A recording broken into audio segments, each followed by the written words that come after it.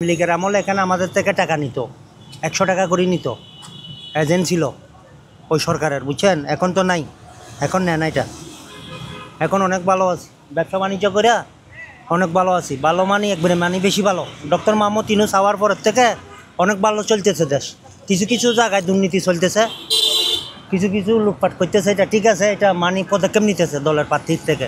মনে হয় কিছু আওয়ামী লীগ, কিছু বিএনপির ফুলাফাইন চাঁদাবাজি করতেছে, কিন্তু এটা তারেক রহমানে ওইখান থেকে লন্ডন থেকে এখানে নির্দেশ দিয়া এদেরকে বহিষ্কার করে দিতেছে। বর্তমান সব কিছু ভালো, সব কিছু ভালো, মানি পুরো ভালো। আপনার তরকারি অবস্থা আছে, চাউল অবস্থা আছে, সব কিছু ভালো আছে। আওয়ামী লীগের আমলে তো সব কিছু দলিল বাস।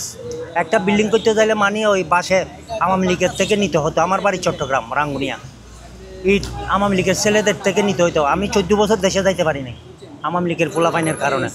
এখন এরা সব বাকি গেছে, এখন দেশ ভালো আছে। পরবর্তী সরকার যদি গঠন করে, আমার মনে হইতেছে বিএনপি সরকার হওয়ার সম্ভাবনা বেশি। তারেক রহমানের এই যে ইয়ংম্যান যারা আছে এরা সবাই ভালোবাসতেছে।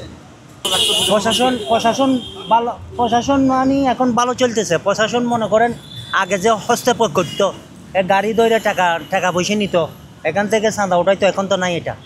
তার এটা চেয়ে ভালো না? আওয়ামী লীগের আমলে তো এখন নিয়ন্ত্রণ করতো। এই ওয়ার্ডের মনে করেন একটা আওয়ামী লীগের নেতা ছিল, এরা টাকা উঠাইয়া পুলিশের কিছু দিয়েছ, কিছু এরা খাইতো। এখন তো এটা নাই, এখন ভালো আছে আলহামদুলিল্লাহ। এখন পরে যদি বুটের পরে কী হয় এটা তো জানি না, এটা হচ্ছে কথা। আমরা ব্যবসা বাণিজ্য করে অনেক ভালো পাইতেছি, আর খাইয়া দাই অনেক ভালো। এখন আগের মতো লুটপাট এটা নাই। না সিন্ডিকেট করে না করে এটা তো জানি না। এখন তো এটা মনে করেন এখন সরকার তো বিএনপি সরকার আসে নাই, জামাত ইসলামও আসতে পারে, বিএনপি আসতে পারে, অন্য দল আসতে পারে। এখন বিএনপি আসবে তো এটা কোনো গ্যারান্টি নেই, কারণ এটা জনগণ যদি বিএনপির যদি চায় তাহলে সরকার গঠন করতে পারবো। এখন ফেব্রুয়ারিতে তো নির্বাচন দিবে বলছে। এখন তো ফেব্রুয়ারিতে ডক্টর মোহাম্মদ ইউনূস একটা নোবেল বিজয়ী পুরস্কার প্রাপ্ত আমাদের চট্টগ্রামের। এখন এত কথা মুখে যেটা বলতে এটা তো এটা অলরাউন্ডার। মনে করেন লন্ডনে গেছে, ইটালি গেছে, ফ্রান্সে গেছে, এদেরকে বলছে, বড় বড় এদেরকে বলছে ফেব্রুয়ারিতে নির্বাচন হবে।